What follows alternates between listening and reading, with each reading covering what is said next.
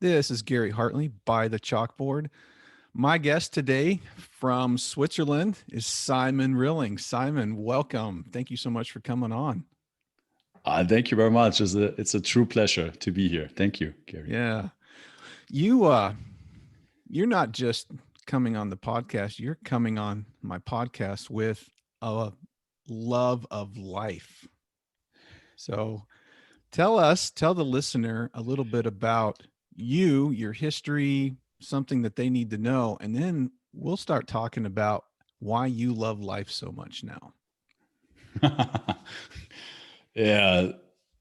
Where should I start? So last year I resigned from, I think, in total 14 years in investment banking, which was a very, very difficult situation. But I just couldn't stand it anymore. I was really, really unfulfilled, and basically for those years before, I just have been, I mean, like when I started investment banking, it was exciting, it was kind of adventurous, it was a bit of um, challenge involved, and but over the last years it just got a bit of a golden cage. There was no fulfillment. It was really just in this continuous achieving mode of like more money, more status, but without ever really getting fulfilled. And so last year I withdraw from this addiction, which was kind of a really, really big thing for me because I was so addicted to safety, security, and also this identity of like I achieved something. And when I made that step to resign, I was almost puking for fear. It was really ridiculous, yeah, to even talk about that. And then over the last 1.5 years, it was really a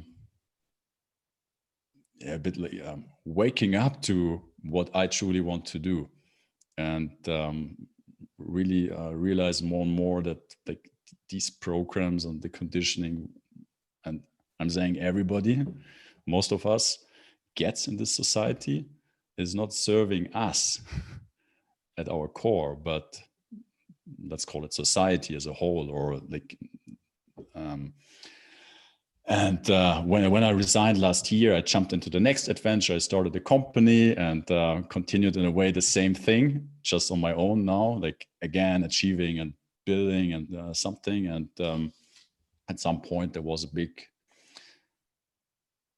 just a big hole, and I couldn't do anything anymore. I was just so empty and drained. Um, And that was then also basically the first break in over 20 years. My body enforced on me. Yeah, I just couldn't do anything anymore. So like, my body just said, "No, fuck off." Yeah, like I like now you have to rest, and that was a bit tough. Um, and then it led, yeah, you could say by coincidences or attracted what I like was seeking.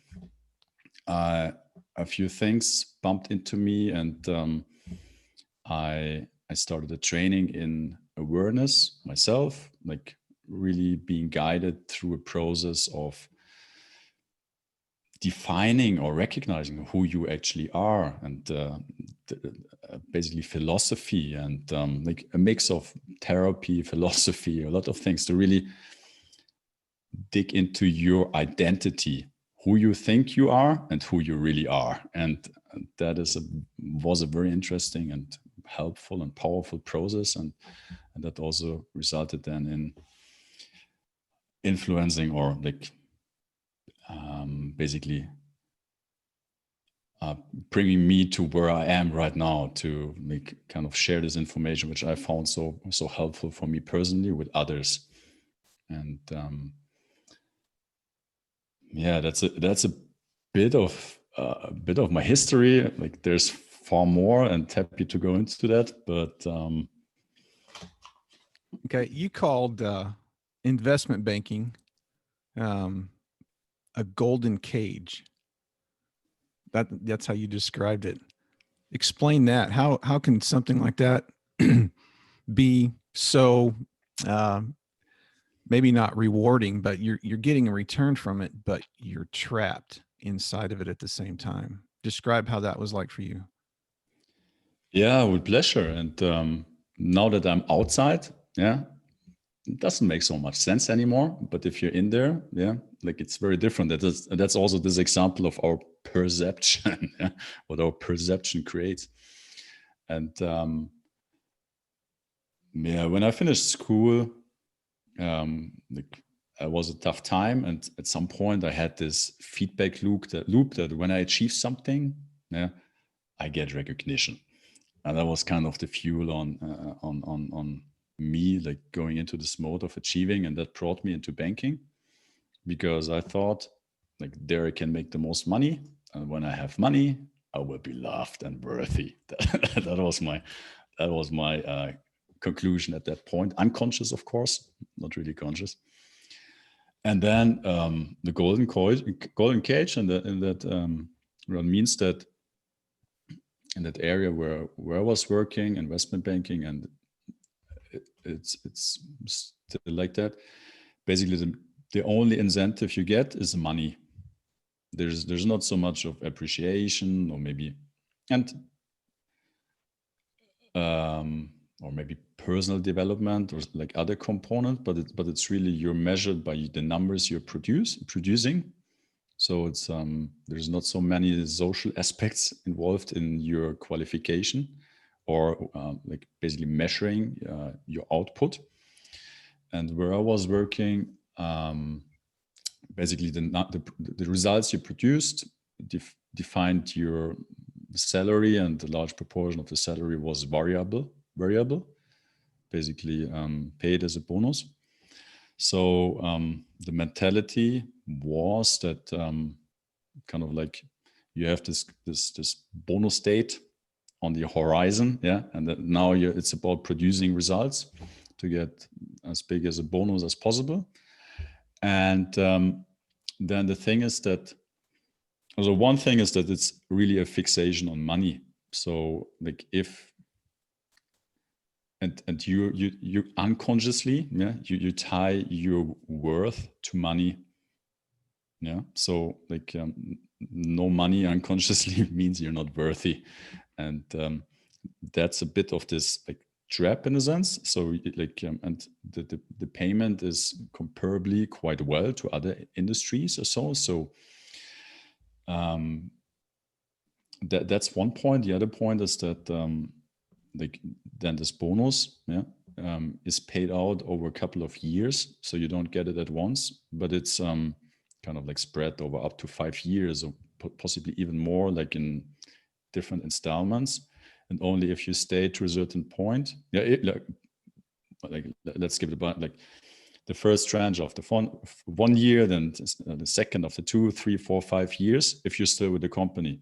So it gives this incentive that because in your mind you have earned that money, and you resign, you do something else, you lose it, yeah, because it will not be paid out. So it's kind of, and then on the one hand, it's a lot of money. You feel it's yours already, and you lose it when you leave this this situation or this workplace. So it creates this inner conflict where that there's a lot of money you lose when you do something else. And on the other hand, you also might be thinking that no other job, it might be more fulfilling, but you don't know because you have not experienced it. You don't know because it does not need to be that case. No, it's like, and there might not be as much of a payment, and also like payment defines my worth. So it's kind of like this little program in your mind running, which tells you like doesn't make any sense. I should like this is my safe place here. Now I also like build up to the situation. I cannot. I'm dumb if I quit. If does it make sense? Oh, yes, yes. Mm. That, I mean, what you're saying, that your value has nothing to do with the amount of money you make. And you started realizing that at some point during your career in investment banking, that something was off. When did that start with you, where something inside you was going, all right, this isn't fulfilling and I need to find something different? Yeah, I would say that started probably like 2-3 years already before I then made the decision to resign.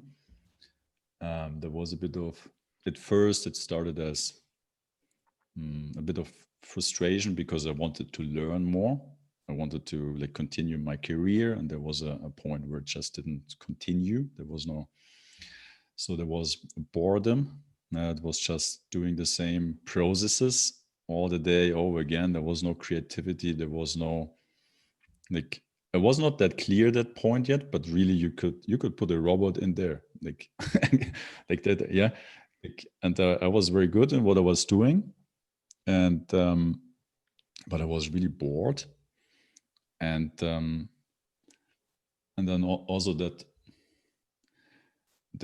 kind of like realization that you spend so much time in this environment. It could be maybe 11 hours a day, and then with commuting another 1.5 hours or maybe even 2 hours. So it's kind of like maybe 12, 13 hours you're away from your family. And then you come home, and then at that time it was also exercising. So possibly you still have then 2 hours left with my wife. Yeah. And then I go sleeping, and then you like do the same process again. And there's no like, and you're good in what you're doing, but there was no progress anymore. And it was just also like just boredom. And that was how it started. Yeah.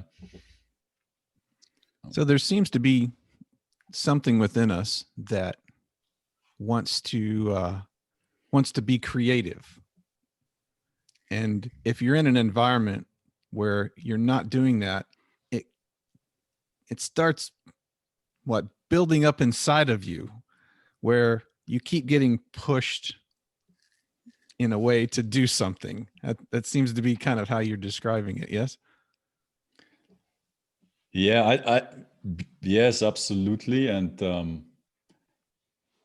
there were different phases to it. Yeah, the first phase was a bit of rebellion. Yeah, so I wanted to change the things where I was at my workplace, and that didn't work.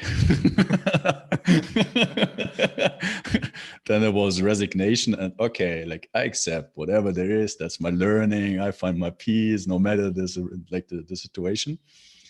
And then at some point, it was like, no, wait a minute, my lifetime is really short. Like if you look at it, and like this life is not about like, and that was my thesis. Like I had no experiential like experience behind that, but it was my thesis that like there must be more, and it cannot just be optimizing my bank account or looking like quality, like defining in numbers. Like, oh yeah, this was a good year. Like there must be more, and then I don't want to be 80 and look back and like be grumpy and full of resentment because I didn't even investigate if there's something else possible. Yeah. Okay. So there's a lot of people in this world that are in the same situation you were in. I was in that situation. What did you do at that point? Or I guess it wasn't a point, but where did you turn to, friends, resources, to start looking at something different?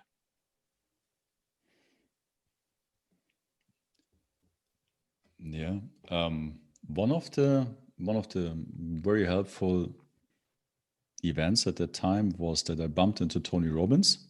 And you might think what you want about him. And it is not the end of like the journey, but it was really, really helpful at that time point, yeah, to like, with my wife, we went to an event.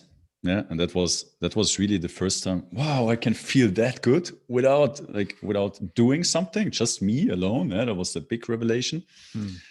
And then I started, when we came back. It was in California. We started here in Zurich, and that was in 2018. We started in Zurich a weekly event where we would do like a couple of practices, like from Tony Robbins, just to condition or to train this feeling of trust in oneself, and that no matter the circumstances, like there's a way and you can do something and there's power within you. And that was so far away at that point, and but like when I had this first revelation, I was like, oh no, I don't want to let this go anymore. Like I want to train this or bring this into my, Tony Robbins says, into my nervous system, and that's what I did. We started with 2 people, like rented a nightclub in Zurich, and it was just me and my wife. And like I said, like I need to pay this rent because then I cannot quit. Yeah, like then I'm obliged to do it, and I will also put a Facebook event and invite my friends. And like not so many people came initially because it was really weird. And I think I did this like 60 or 70 times, like over the course of 1.5 years. And that gave me, like, that changed my, that brought me some trust in myself. And that's like, I can get in a state where I'm capable to like, to do something. And that was so far away when I started. I just believed I couldn't do it on my own. And like being employed is the only option there is. And, yeah, like so this event was really helpful to build a bit of trust. I can do this, especially with my I was very shy and quiet, and I like wouldn't speak, and like also just the idea of doing something by myself, like, and then like being shy, like it would, like I didn't see any possibility to make that work. And even though I hoped or wished to do something else, I just, okay, like I just have this and this is good. Why, like, and so that was the starting point to a bit of a, yeah, you could say training system, training, yeah, to change the focus, visualize what you really want and are. But then also, and that was really helpful, I became friends with many entrepreneurs or people who approach life a bit different to the environment I grew up with, and that was kind of role models. And for me, it is so apparent that if you just read a book, you get the information, yeah, and it's just information. But if you see someone who lives those information, so you could read about entrepreneurship, and it's valuable information. But if you see someone and you feel someone, it's kind of you're modeling, you're mirroring their nervous system, and you sense that it's possible, and you start like creating that belief that, okay, if this person, like it's there, he's standing here, can do it, okay, like, and that's something I also found very valuable. So over the course of a year, I went to a couple of Tony Robbins events where I met many entrepreneurs or people who are not like who are not the classic employee, and that really helped me to start believing, okay, there must be a different way to, if they can figure it out, like I'm not, and I had to remind them, like, I'm not dumb, but like if they can do it, I should also be able to make that work, even though I didn't know how. But No, that's awesome. And I relate to you on when you said that you were really quiet and shy, because I was like that for a huge part of my life. I am so different. See, the Simon that I see, I couldn't imagine that ever being you, because you seem like this very happy, exuberant, confident person. And people see me like that now. And when I tell them that, they can't believe it. You were quiet and shy. Oh, tremendously so. I had social anxiety so bad that sometimes I would get sick, physically sick, and had no idea what was happening. And over time, like you, and I love your story of telling me that I found myself. It seems like the journey of what we're looking for is our true self. And you had mentioned that to me in an email you sent, that you're finding what you're finding who Simon really is. Not the one that was made up in the past. I am shy, I am quiet, I am, but no, this true self of you, this is coming alive more and more in your life every single day. Yes, yeah, I totally agree. And then sometimes I'm scratching my head. Okay, I'm 37, and like what a waste of the 37 years, yeah. but but then I'm also thinking, okay, better now than like in 10 years or so. And and also, and I'm not, I have no regrets, nothing. I'm grateful for whatever experience I had. And the big revelation this year was that no, like we are not our past. We are just experiencing our past. And if you hear it the first time, like, well, okay, whatever, just words. But in those words, there's everything. Yeah. Like, and this is so powerful. You're just a witness of your experiences. And whatever you beliefs or conditioning or environment you were exposed to, you are just a witness of it. Yeah. And if you in the past believed, whoever listens to this now, or like believes like you're shy or not, like that's just a piece of experience that doesn't define you. Mm. Yeah. And like you like and I mean, and then like it's sort of interesting to talk about who you are and like what's your potential, and that it's limitless, like literally limitless, and based on just a short piece of experience you had, why should you define yourself in limited terms? Like it's an experience, but and that's also the reason why I started this podcast. Like I'm no master talker or so. Yeah, I stumble. I have a funny accent, and I like, but it doesn't matter. Yeah, it's the whole point that like it doesn't matter. Don't set yourself limitation, and just like explore your like who and that was like really important revelation this year.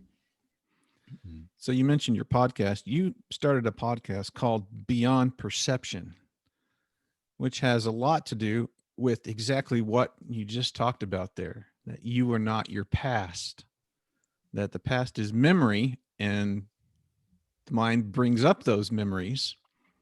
And the way I describe it to people is that when a memory comes up, you make a story out of it, and then it becomes a bigger story, and then it becomes an epic movie, and then it becomes many movies. This one little memory can blow up into this huge ugly thing that you never expected it to, when it was just a memory, just something that happened in the past, but it's not you, because you're the one looking at it. And that's kind of how you described it there a minute ago.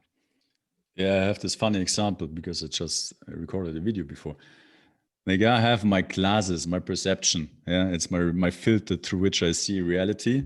And right now everything looks freaking orange. Yeah, and like if you were to convince me, no, it's not orange. No, it's orange. Like I see it orange. Yeah, and that's the. But then it's just me looking through this like orange glasses. Yeah, and like I'm not that filter. Yeah, and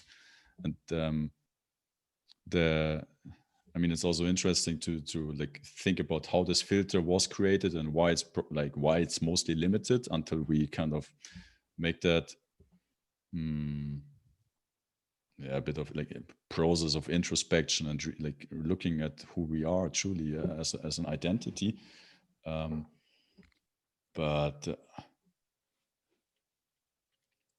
I, I really like the way you just said that, because I've never heard it described that way before. I am not the filter. I am not the filter I'm looking through. I like the way you said that. Yeah.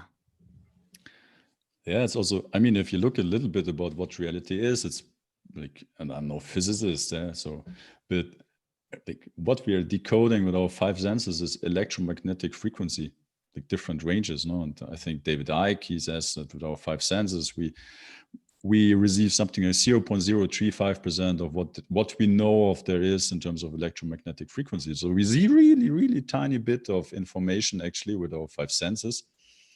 And our beliefs and values, they're kind of decoding or interpreting the information we are receiving. And then also if you look at depending on which source you look at, there's like Joe Dispenza or Bruce Lipton. They speak of the subconscious mind working with, I think, 400 billion bits of data. That's Joe Dispenza, or Bruce Lipton's 40 million bits of data, our subconscious mind. But our conscious awareness processes something like 40 bits, according to Bruce Lipton, or 2000 bits, according to Joe Dispenza. Like really tiny fraction of the information we are processing is brought to our conscious awareness. And so the big question is, who selected those tiny bits of information? Yeah, like on which basis? Yeah, you could say like there's like everything is orange, but why was this selected? Yeah, and and this is a bit of like to give a bit of explanation to what this reality filter is, and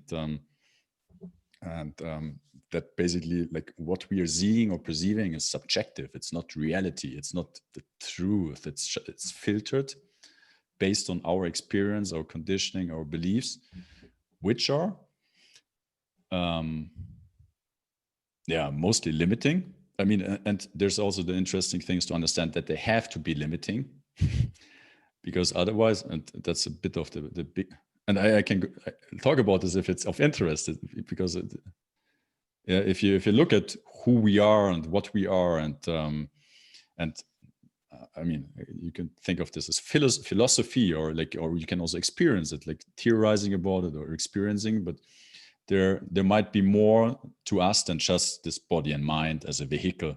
But we talked about like being the witness or observer, like, and you could, however you want to name it, like an energy, a consciousness, a soul, having this experience. So we come in this body, and if you look at, I think in the first 2 years, or when you're just born, a baby doesn't know that it is not the mother. Yeah, there's no sense of individuality. It's everything is an extension of the baby, from the baby's perception, and then like, or you could call a body mind as the ego, like just a label, but like our rational mind tries to make sense of the world. Like it questions all the time, how is it, and the baby then seeks validation, from mother first and then father later, for its for itself. But because mother and father, they don't see them for who they are, like as a whatever, like consciousness engine, but seeing them as a baby, etc. So their sense of validation will always be imperfect, and it creates tension, pain, which we then try to rationalize with limiting beliefs. Okay, this happened because I'm not worthy. Or this happened because I'm not capable. And so we end up with a couple of limiting beliefs, which are not per se bad, and they actually create our sense of individuality. And that's really interesting to think of it that way. That it's not necessarily a bad thing to have like that, because they're necessary to create that sense of individuality in ourselves, to experience this life as me, Simon, or you, Gary, and not as everything. But then if you look at our society and what our education systems, etc., does, it's kind of enforcing like this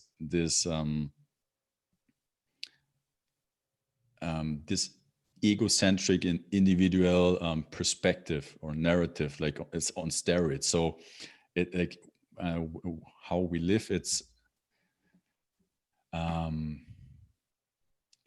not in a, our society is not designed in a way to give us a different perspective of who we are. And if you look at indigenous cultures or ancient cultures, like there was some kind of second birth. It was a process where you were guided through in order to wake up to who you are, like a second birth, like to understand that you are not just this egoic personality or identity, but they're like you are the observer of this experience. And in our society, that's I think that's the problem. We don't have an understanding of who we are. We just continue in this vehicle. We as I'm my body, I'm my mind, but we don't have a process which helps us to understand that we are more than that. And I'm waffling a little bit, but um, what I want to say, this is and this is also interesting if you think of us as children, yeah. And like I have two nieces which are 6 and 8 or 5 and 7. If I look at them, they're highly creative. They're in the moment. They have imaginary friends they play with, yeah. And and and there's also like a NASA study which illustrates that really really well. The point I want to say. So they tested or like what they developed a test to look for genius level employees, like to test innovative and creative capacities. So they developed a test, and they gave those tests, the same test, to 5-year-old, and then I think 10, 15-year-old and 31-year-old humans. And in the age of 5, yeah, 98% of the children had high, like creative, innovative capacities, capabilities. And with 31, it was just 2%. And then like the question is, what happened? Like, is it age? Like, is it lost? Can it can we get it back? And if you look at how our education system works, and also what the jobs are which are awaiting us in our society, you can kind of explain it, yeah, like what happens, and that we're kind of like conditioned into very left brain centered dominant perspective on life, where it's like life is rather process, it's linear, it's logic, intellectual. And also education system is kind of like force feeding us with information. Like we become repeater of stuff, like, and like a certificate or grade or whatever, like is then like our like judgment or the highest goal. And we are not really taught to learn to think or to question things. Yeah? Like there's this authority figure which tells us this, like, is the truth, and you need to believe it. Like you don't question me. And then we kind of like prepared, really prepared to fit in the job boxes waiting us, which are mostly process driven and repetitive, like in our society. And sorry, that was a bit of like a rant. I can tell you for certain in my life that I would not be here in this awareness if I had not questioned things. How important is it for people to question things in their life? I think this is the most important thing.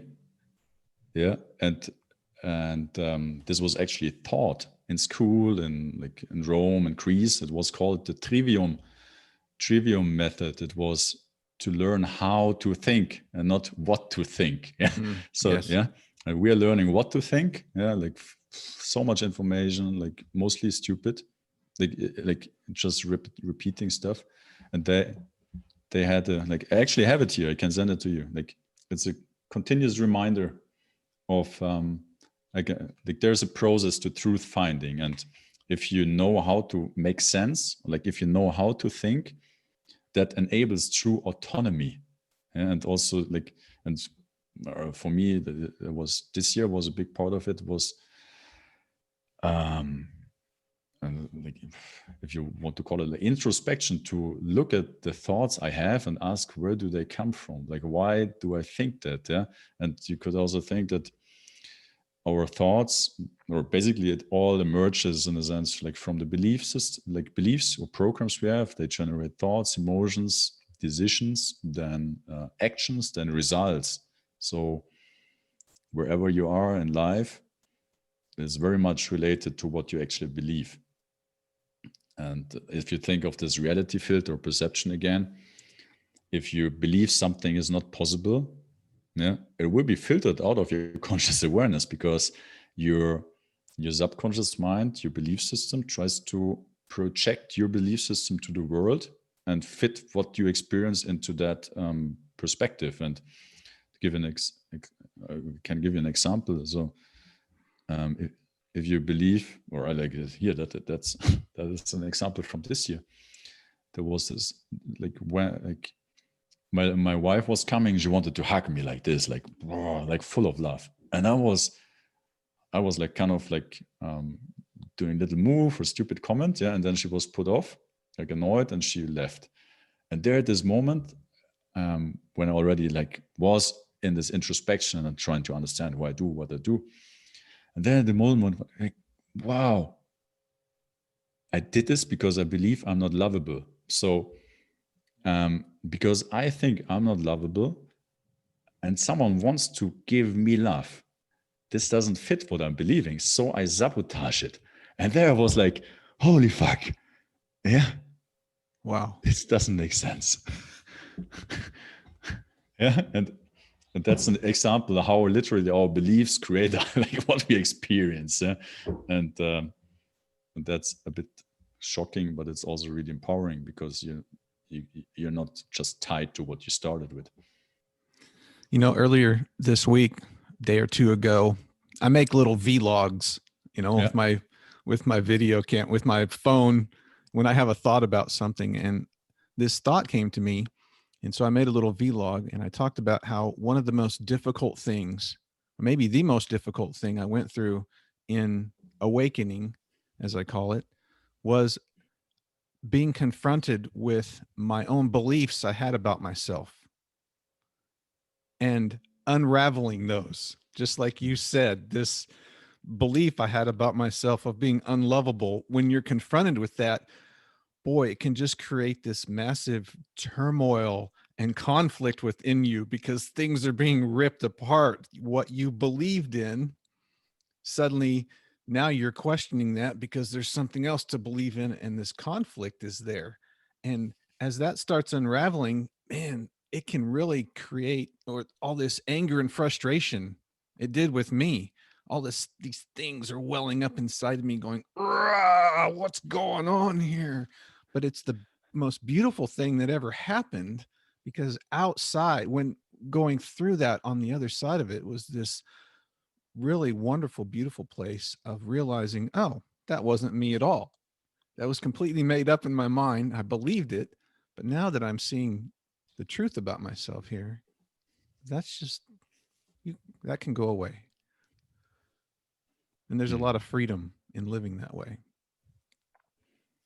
Yeah, one of the very powerful, if you want to call it premises or thesis, is that thoughts and emotions are not real. Yeah. So they're just based on your beliefs, which are a product of the past. And that's just one mode of awareness, perception. But then there's a different one. You can call it higher self or like whatever label you want to call it. And and there and there's so when I look back, what I did, like for most parts of my life, when it was uncomfort or like tension or like I would try to compensate it as quick as possible, like working more or like exercising more, or like it would be very uncomfortable to I couldn't just stay with the tension or so. I would just like try to prove my worth to something else. And what I found really powerful, and that there's a process of when you're confronted with maybe like a belief or you have the negative thought or something. And the funny thing is, or not like the empowering thing, it's there's um like every thought you have, you could say it's a reflection of a belief. So like if you notice a thought, you can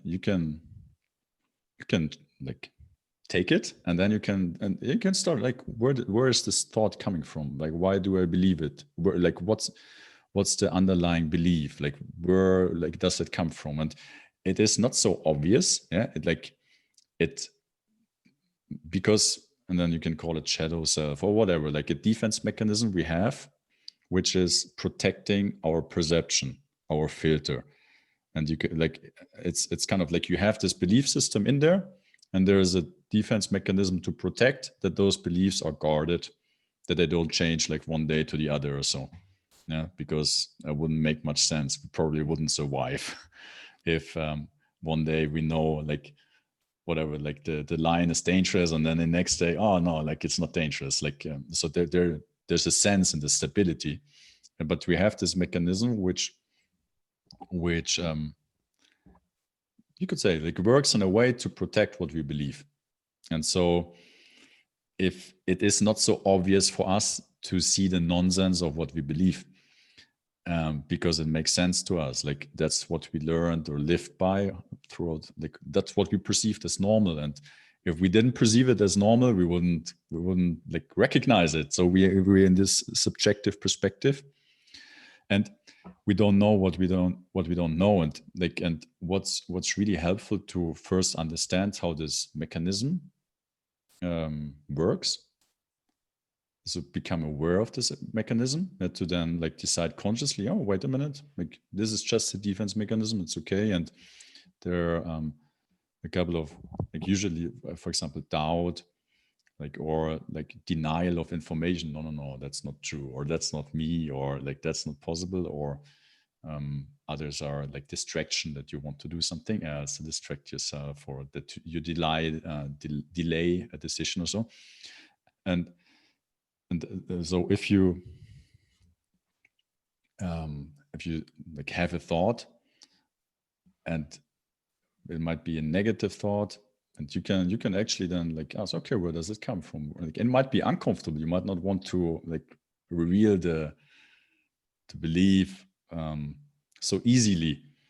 That's what I'm just saying, like, oh whatever, like doesn't work, or it's not possible, it's also a big one. Like, or this is me, this is like this is true because it's like I don't need to question because it has been. And that's the mechanism of the mind to protect what you believe. And once you start out, like, to give you an example, if you want, that's a really funny example actually. That so this year I trained some people in like being their guide, if you want, like a mirror to their belief system, so they can see what they believe, and then have the conscious choice if that is something which they actually want to, or makes sense to them. Because it's so tricky to get aware of what you actually, the cognitive dissonances and like. And so in one of those trainings, my client got very tired, yeah, like really tired, almost falling asleep. When we had like a discussion about like what is going on right now, what are you thinking? It was like really falling asleep. And then it was really the defense mechanism, yeah, protecting the belief. It was like through becoming tired, yeah, kind of, you could say like distracting, yeah, the attention from really understanding what's going on, yeah, what is the underlying belief. And after this conversation, I was talking to my wife, and then like, and my story has been for so many years, I'm so tired, yeah. And then my wife told me, and I said again, oh, I'm so tired right now. And my wife told me, okay, now live what you preach. Yeah. Like, why are you tired? Yeah. Why are you tired? And I was, no, like, no, like I need a break right now. Like, let's talk later. And so on. Then she was like, no, like teach what you, this is your pattern. And I was like, no, this is not my pattern. I'm just tired. Yeah? And then she like insisted. She was like, no, like face it now. Like, oh, no. And I was getting really tired. Yeah, really tired. And then she insisted, no. Like, what's the thought? Where does it come from? Have you experienced it before? Where did you learn it? And then I was sitting there, like really tired. I was yawning, like it's funny to explain. And I told my wife, like, oh, okay, I need to go to the bathroom. And then she, like, I felt the urge to go to the bathroom, and she was standing there looking in my eyes, and she was saying, do you really need to go to the bathroom, or do you just not want to have this conversation? And I was like really angry. I was like, and then I stayed, yeah, because yeah, and it's funny what the body does with us. And then sitting, and then I had this insight. Wow, in school, someone told me, Simon, you're always sleepy. Yeah, this was camping, and I was like, interesting. And there was a bit less tiredness. It was like, interesting. I didn't think of that one. And then my wife Is this like, okay, what else? What else? And then I remembered that because of my shyness, yeah, I pretended to be tired so that nobody, that people just think I'm tired and not shy or have nothing to contribute. Yeah. And then I was like, oh, holy fuck. Yeah. And there I was like full awake. I was like, oh, yeah. And then I understood, like I started understanding, wait, I created this defense mechanism of being tired to not show myself. Yeah. And my body would just feel tired, like to, and then I also look back at my uh, banking years or so. Like I would really, like when I felt uncomfortable, I would feel tired or so, or leave early or so, and I would just feel the tiredness. And until that day, every morning I felt so tired. I had to get up and like, and with this, just this, and that's also when you understand something, when you see it, yeah, when you acknowledge it, it loses power. Yeah, that there's like you in a sense you take that ability from the subconscious mind away to do something without your knowledge, or like once you know it, and from the next day, the morning tiredness was gone. Yeah, and then there were a few tiredness attacks, like in maybe 2, 3, 4 weeks later, like in front of conversations or so.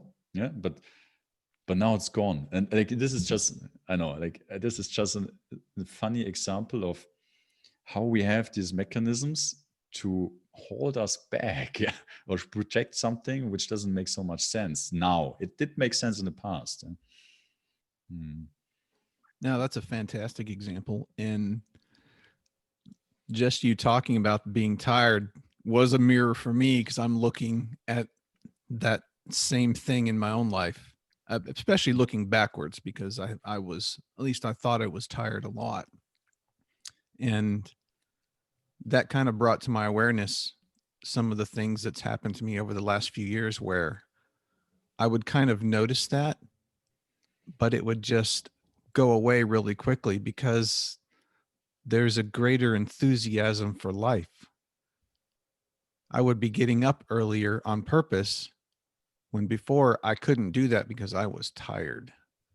I needed more sleep. But when I started giving my intention of getting up, it was like that tiredness. Maybe I noticed something, but it didn't have power over me anymore.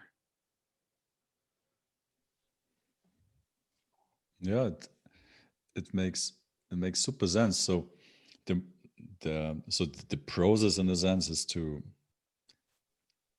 for example, in my example of tiredness, to understand like where, like, is this like just physical, or is there another part beyond? Like, I'm not saying all tiredness is related to a belief or so, but then also, like, once you, like, for example, when I got aware of like this thing, I was like, wow, I understood it. But then also, what is then required? Yeah, is this conscious decision? Like, kind of, you can write it also down. That's powerful too, or tell it yourself, like to define or say your subconscious mind. Okay, this served me in the past. Yeah, I'm in a sense grateful. Yeah, because it had like there was a purpose to it. Like, it was not just random. Yeah, but now I don't need it anymore. And the truth is, I don't need a defense mechanism. I show myself like I'm good as I am. Yeah, and it doesn't matter like if I talk smart or not, or dumb or whatever, like stumble. It doesn't matter. Like, it's me, and uh, and and so you have to, like, first of all, recognize what's beyond or below the pattern. Yeah, look at it and then make the conscious choice. Do you want to have that in your subconscious mind belief system or not? And then you need to kind of, with intention, and also from this understanding of I'm not just my body and mind, because like from this higher perspective of thinking of you as having an experience here, like as a consciousness or like soul, whatever, there is no limitation to what you actually are. So the vehicle here has limitations, but you, like, until you, like, how do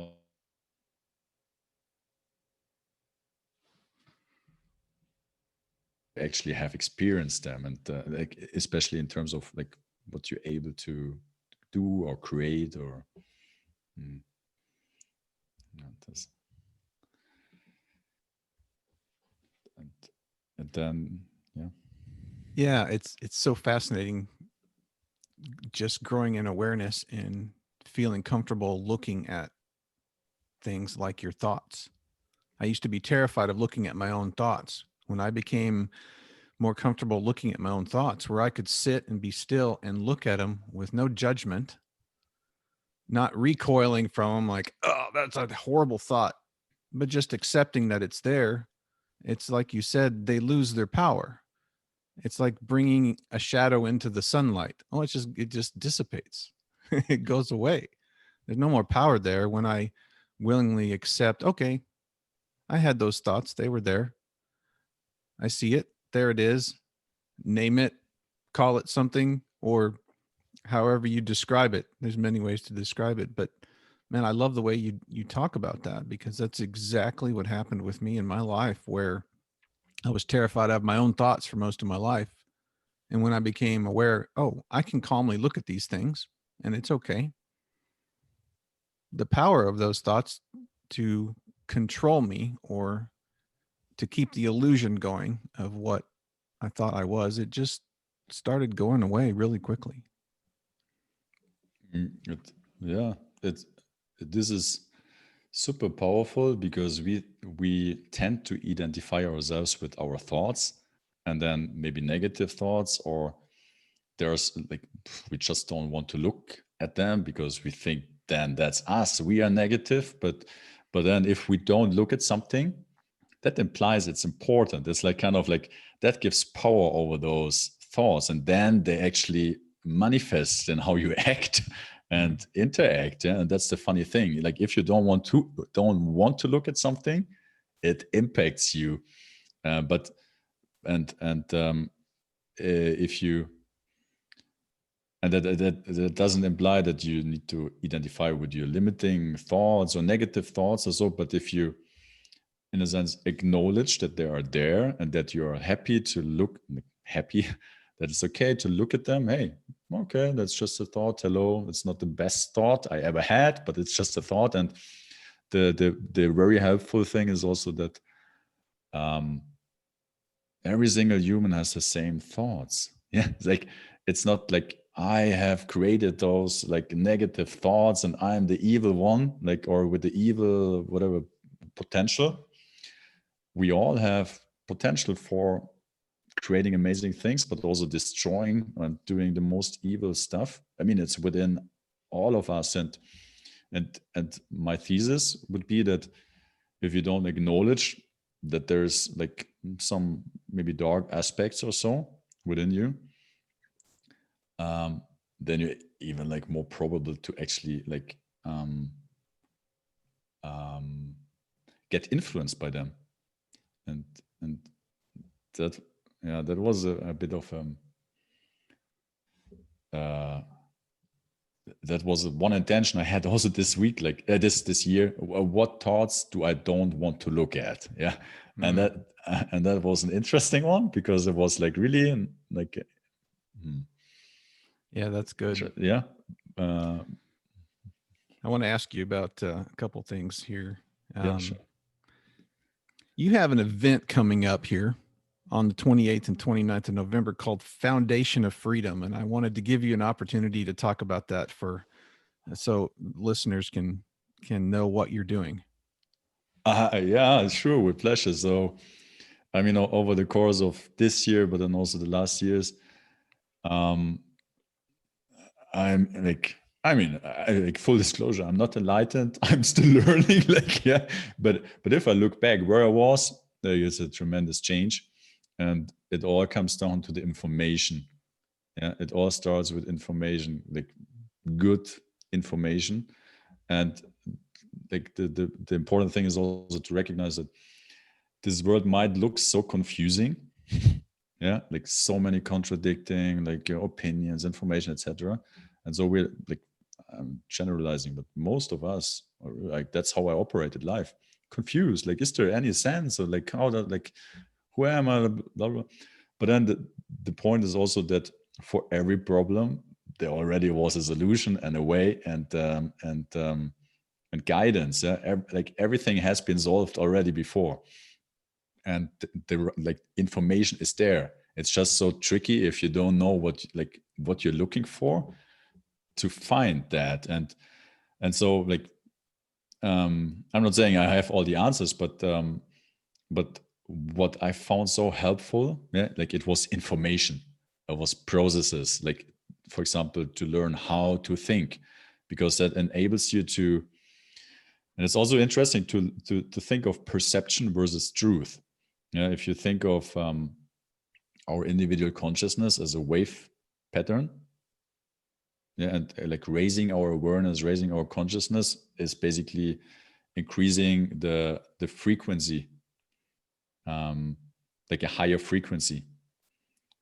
And if you think of the truth, what is as a flat line, the higher your consciousness, the higher your awareness, the more interactions you have with the flat line. And that might like it's just like in a very nice picture in me. And one point I want to make is that the more you align your perception to what there is, the less suffering you're experiencing, and also the more autonomous you become, because you are in a position where you can make more sense out of the world yourself. You don't need like a teacher or a guru or some authority telling you like you need to believe this, or but you can know yourself, and that's like really the foundation, and that's why we call it foundation of freedom. The foundation of freedom is your own empowerment, that you don't need someone else. And in this workshop we talk about natural law, introduction into natural law. It's the mechanism this reality is built upon, and it doesn't really matter if you believe they're there or not. Yeah, they are there, and you can test it. Yeah, it's like that's the whole point. Yeah, to learn how to think. Yeah, take a premise, a hypothesis. Yeah, gather information and test it and look at the result. And that's how the recommendation is to approach life, to not believe something. Everything can be known. The truth is objective. And so we talk a bit about, and that's funny, like left brain dominance, that's where most of the society is in because of our conditioning. It creates a perception of randomness. There is no bigger picture. Everything is intellectually based. It's also moral relativism. There's no right or good. Like everything is relative. And right brain dominance is perceived determinism. Like everything is laid out. There's a God's plan. Like I don't need to take action. And like our thesis, and that's not like we didn't invent this. I just found it, and so I want to share it. It's like reality is both.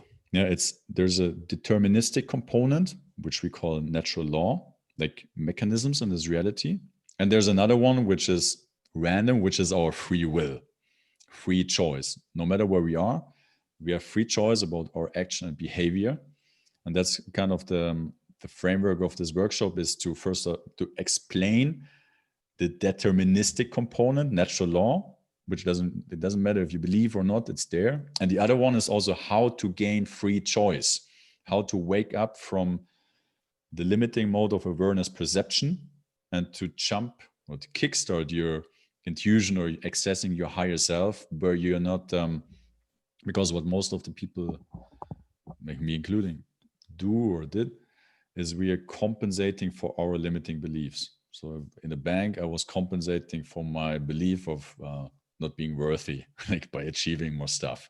It was not because I consciously decided what I really want to do, but I was running this program.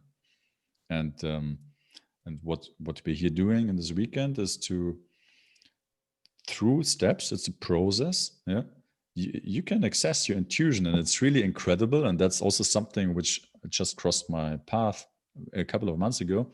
You're sitting in front of a person you've never seen, and just by accessing, yeah, like your intuition, you can get to know like information, yeah, about the person, yeah, like just right away, because in this state of awareness, you're connected through like throughout time and space. Yeah? So like all information is accessible there. And that if you hear this, it might sound a little bit funny, but the incredible thing is you can experience it. So you don't need to believe it. Yeah. And that's a bit of like what we're here with the goal to empower people to live self-determined, like free and healthy lives. That's really what it's about, to not need other authorities. We have enough authorities, and that's the problem of this society, that we are Yeah. dependent.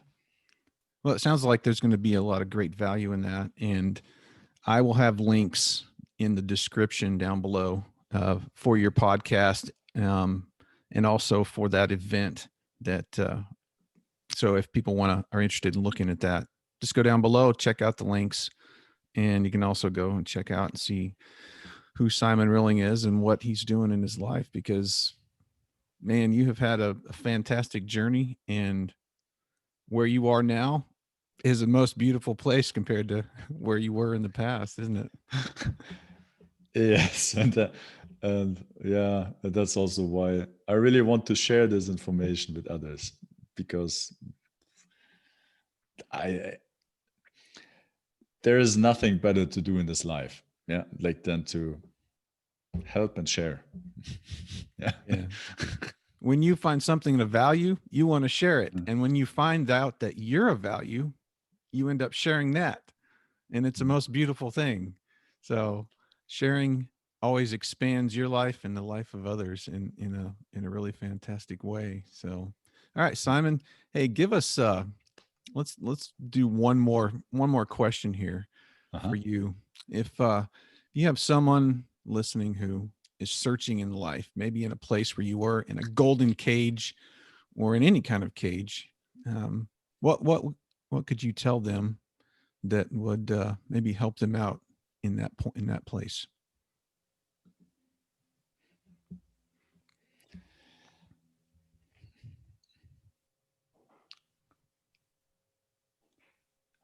As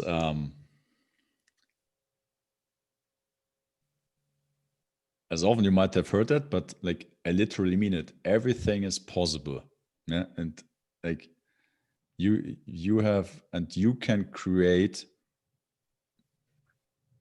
the circumstances you really want. If you're not happy, you can create a happy life. That's inherent in every single one of us. There's, if you want that, and if you set that intention, and yeah, that there's just